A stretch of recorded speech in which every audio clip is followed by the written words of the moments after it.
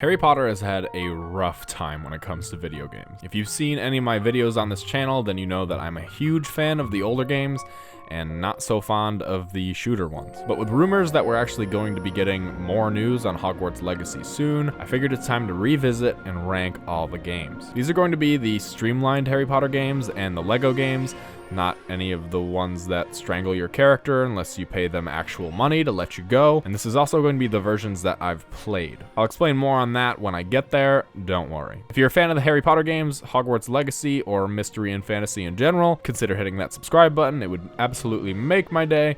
I do a lot of videos on Harry Potter, both the movies and games. Now, let's get on to the video.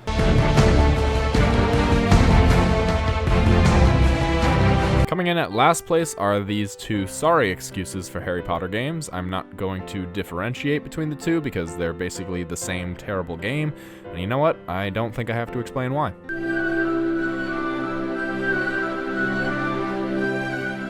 In 7th place, I put Minigames the Game because that's basically all this game makes you do, but I'll give it some credit in the detailing of Hogwarts.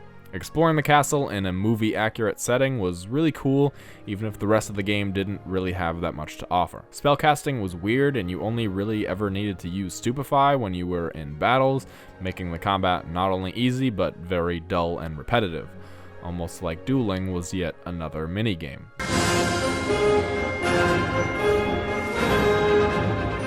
Despite having the coolest cover for anything involving Goblet of Fire, is perhaps the most disappointing game in the series.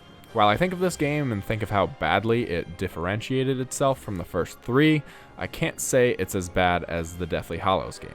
I still played this game a ton as a kid, got all the challenge shields, and even went back and played the game several times over. I can't say that about either of the Deathly Hallows games or the Half-Blood Prince, so I had to at least take that into consideration. And all things considered, this is actually not a horrible game. It's just so far away from what the first three games did, so it's not remembered quite as fondly.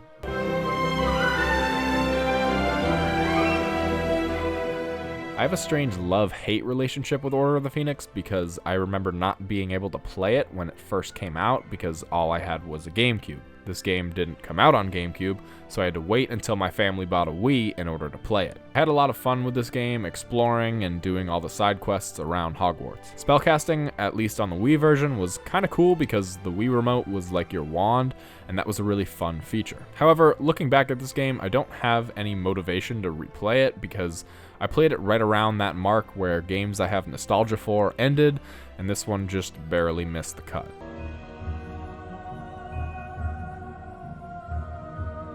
Now, this is where I get to the games that have a lot of different versions. We've all seen that PS1 Hagrid meme, but I never actually played that version of this game. I didn't have a Game Boy or anything like that. The only version I got to play was the PC version. But I spent hours and hours on this game, replaying the story dozens of times. While it took me like a month to complete the game as a kid, I can now beat it in like 3 or 4 hours, but it doesn't take my enjoyment out of it. I will 100% say that I'm blinded by nostalgia for this game, but I'm still ranking it this high. Although I will say this game is super simple. You can collect wizard cards and read about them, collect beans to give to Fred and George, that way you can see the secret post-credits scene, or play through the story.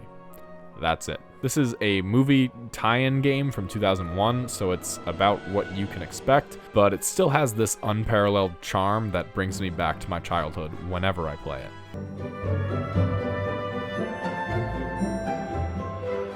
Now, I'm going to cheat on this one a little bit because this is actually 2 games, but they're essentially the same game. Whichever movies you prefer is the game that you're probably going to prefer to play. Although I will give a slight advantage to years 1 to 4 because I think the level design is just slightly better.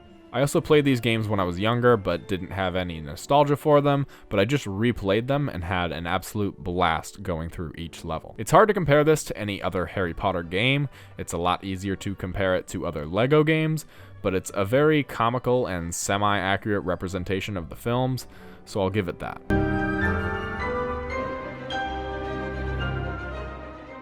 My favorite book and movie of the series comes in at number 2, which actually surprises me. Prisoner of Azkaban was a game I played on both PC and GameCube, which I think are the better versions of this game anyways, and once again, I'm sure I'm blinded by nostalgia, but these are great games. Unlike Sorcerer's Stone, there was quite a bit to do in this game. There were still wizard cards and bean collecting, but there were other collectibles such as portrait passwords and mini-bosses like the Pixies and Monster Book of Monsters. This game took some creative liberties as it followed the plot of the movie and book, such as having Hermione being able to control a rabbit and a tiny dragon.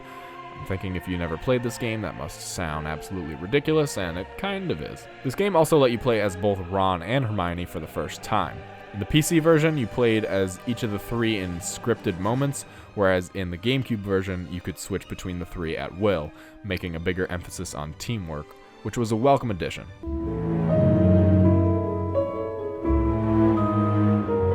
Perhaps the least loved book and film is the most loved game, which makes a lot of sense considering the direction these games took. There's an unspeakable charm that this game has that really only makes sense if you played it as a kid. Someone on Reddit told me that they were going to play this game for the first time as an adult, and on the off chance that you're watching this, I really want to hear your thoughts on it. This game improved on every aspect of the first game and gave you a full Hogwarts to explore as you please. I could go on and on about how great this game is, but it would really only make sense if you played it to fully understand the love that I have. What's your ranking of the Harry Potter video games? Let me know that down in the comments below, and if you enjoyed this video, remember to leave a like and subscribe to the channel for more Harry Potter content.